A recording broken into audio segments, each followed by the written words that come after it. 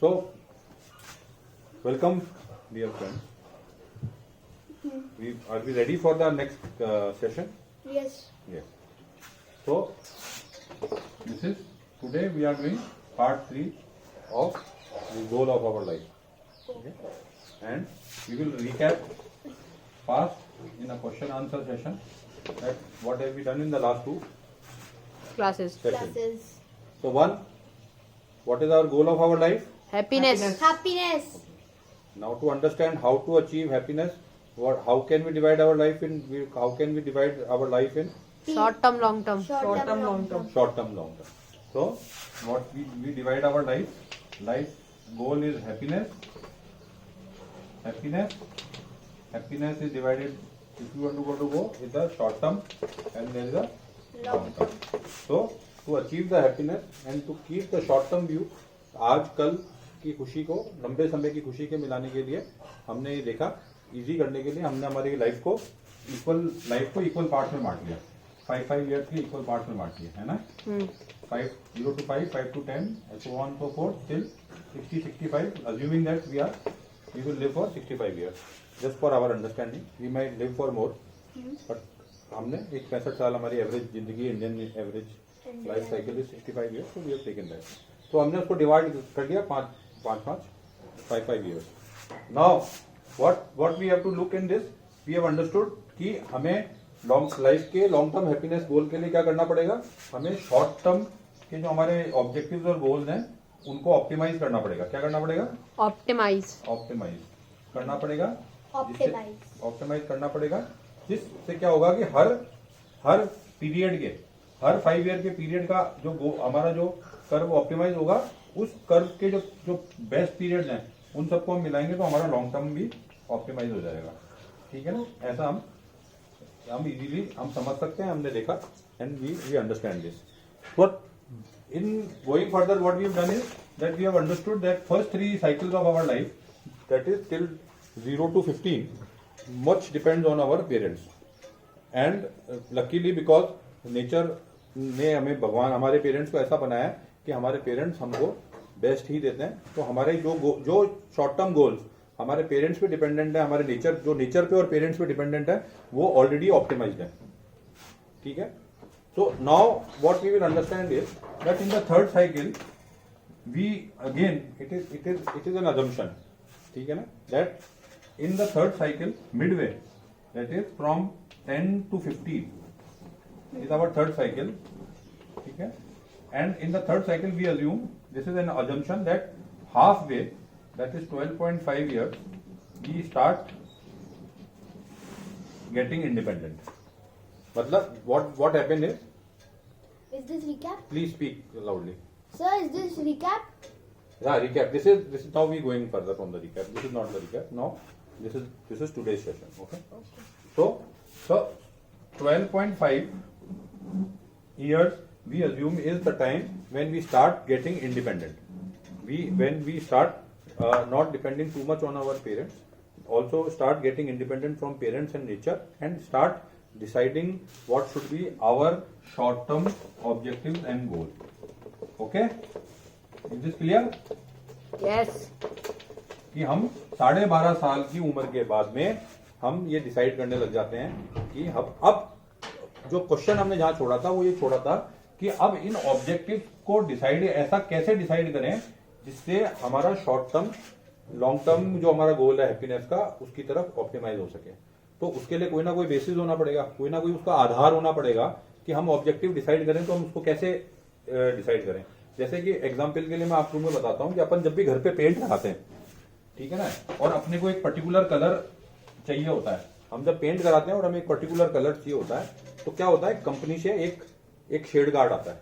तो हमको अगर रेड कराना है तो हम जाके उस कंपनी का शेड कार्ड है, उस शेड कार्ड को हम उसके पास जाके वो जो कलर मैच होता है, जो कलर करने वाला होता है, उससे जाके उसको मैच करते हैं.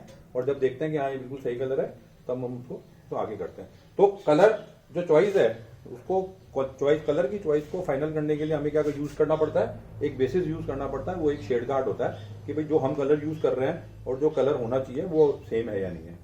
ठीक है, इसे कहते हैं कि ऐसे हमें एक बेसिस चाहिए, ऐसे हमें एक आधार चाहिए. नाउ हम हमारी लाइफ के क्या बेसिक तो आधार होंगे, ये हमारे लिए सबसे बड़ा इंपॉर्टेंट क्वेश्चन है कि हम शॉर्ट टर्म ऑब्जेक्टिव कैसे डिसाइड करें। हम शॉर्ट टर्म ऑब्जेक्टिव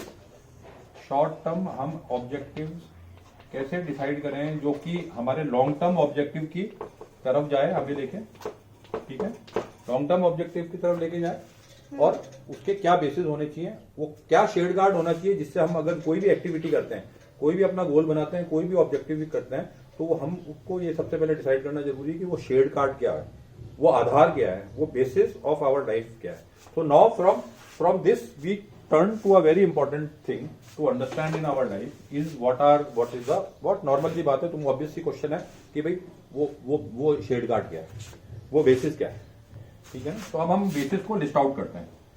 तो the first most important basis of our life is what is our conscience, ठीक है। कॉन्साइंस को हम क्या कह सकते हैं, विवेक, हमारा सोल, विवेक हमारा, और हम उसको और समझने के लिए समझ कह सकते हैं हमारा अंदर की सोल, हमारी आत्मा। एक आत्मा की आवाज आती है ना, हम कुछ भी चीज करने लगते हैं तो हमारे अंदर से एक बात आती है, कुछ भी चीज डिसाइड करने लग जाते हैं तो हमें एक अंदर से आवाज आती है, सही या गलत का जजमेंट करने के लिए हमारे अंदर एक हमारे there is a soul, there is an vivek, there is an conscience. So this conscience is one of the most important basis of our life. So whenever you are trying to do any objective, whenever you are trying to set up any goal for your short term, you should understand that it is in sync. जो हमारा conscience और जो तुम्हारा गोल है वो दोनों एक साथ होने चाहिए। अगर तुम जैसे मैं कैसे बताऊं, तुम्हें मालूम है तुमने गोल रखा कि हमको फ्रिज में से चॉकलेट निकालनी है, कैडबरी निकाल के खानी है, फिर तुमने गोल रखा, इस मिनट का गोल रखा, दिस इज अगर हम पूरे दिन को एक बड़ा लॉन्ग टर्म हमारा गोल माने, तो जो शॉर्ट टर्म हमारा गोल क्या निकलेगा कि अभी बेस भी इच्छा करी, मैंने गोल रखा कि मेरे को जाके फ्रिज में से चॉकलेट खानी है। नाउ दैट चॉकलेट, तो जब तुम उस चॉकलेट को खाने जाओगे तो वो तुम्हारा गोल हुआ, पर तुमको वो चॉकलेट खानी चाहिए या नहीं खानी चाहिए, क्या तुमको चॉकलेट ऑलरेडी मिल गई या नहीं मिल गई, तो तुम डेफिनेटली तुम मान के चलो कि तुम्हारे मन में से एक आवाज आती है नहीं आती है, क्या आती है, मम्मा डांटेंगी, सही कर रहे हैं क्या। तो तुम क्या करते हो, वो सबके सामने खोलने के बजाय क्या करते हो, उसको चुपके से खोल के निकालते हो। That means that your goal the immediate goal of eating that chocolate is not in sync with your synchronization का मतलब समझते हो ना, सिंक का मतलब समझते हो कि एक तरफ एक दिशा में एक डायरेक्शन के अंदर नहीं है। इसका मतलब क्या है कि तुम्हारा कॉन्सेंस तुम्हारे गोल नहीं है। पर this is a very small example, just मैं तुम अभी छोटे हो तो मैं तुमको उस हिसाब से मैंने तुम्हें दिए कि ये नहीं है। जैसे जैसे बड़े हो गए तो इसकी रेलिवेंस तुम्हें समझ में आएगी, इस चीज की तुम्हें समझ में आएगी। कॉन्साइंस, विवेक और आत्मा, ठीक है ना, ये हमारा पहला बेसिस ऑफ लाइफ है। और overall to attend your long term objective of happiness, this plays the most important and most crucial role in life. तुमको करना चाहिए। और एक मनुष्य को, एक ह्यूमन बीइंग जिसको पैदा किया भगवान ने, उसका नेचर के प्रति भी और अपने आप के प्रति भी सबसे बड़ा जो लाइफ का जो एक बेसिस है और गोल है वो ये है कि जिस लेवल पे तुमको कॉन्साइंस मिला है, जिस लेवल पे तुमको आत्मा मिली है, तुमको उस आत्मा को ऊपर बढ़ाना है। There should be no impediment. There impediment का मतलब है उसके बीच में कोई रुकावट नहीं होनी चाहिए कि तुमको तुम्हारे कॉन्साइंस को बढ़ाने में किसी भी तरह का किसी भी तरह से तुम्हारे उसको बढ़ाने में तुम्हारे को कॉन्शियस का लेवल ऊपर करना ही तुम्हारे जिंदगी का सबसे बड़ा मुख्य गोल होना चाहिए। And that will only lead you to your final long term objective. So the most important objective to basis on which you should make your goal or your objective in short term is